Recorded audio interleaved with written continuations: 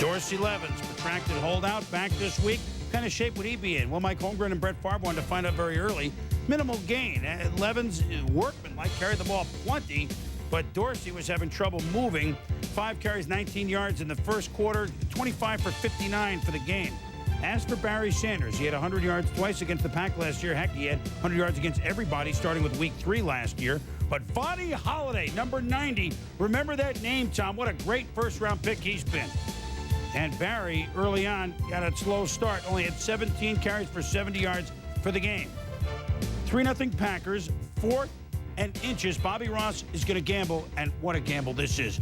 Not only does Scott Mitchell not get a first down, Leroy Butler could go all the way. Are you kidding me? On 4th and 1, we give up a touchdown? 10-0 Pack. Yeah, and give credit to Santana Dotson, spot shadowed right there. He gets great penetration between the guard and the center, stops Scott Mitchell's forward progress, and then forces the fumble. And what a great first half for Leroy Butler. Look at this. It's going to be a touchdown to Johnny's Morton, and Butler breaks it up. They settle for a field goal to the Lions, 17-6 at the half. Now, last play of the third quarter. Watch Terry Fair, number 1 draft pick. Look at him go. He could go all the way. Pat Terrell not going to get him.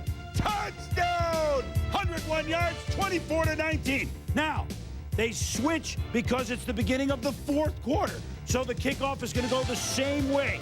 This is the next play, Roel Preston. Yeah, and you see very few guys for the Lions holding their lanes, and Preston takes advantage of it. Oh, does he take advantage? He twists, he turns, and he could go all the way. Back-to-back kickoff returns for touchdowns. This goes 100 yards, and the Packers go on to beat the Lions 38-19. Last time we saw that was in the 80s with Atlanta and San Francisco.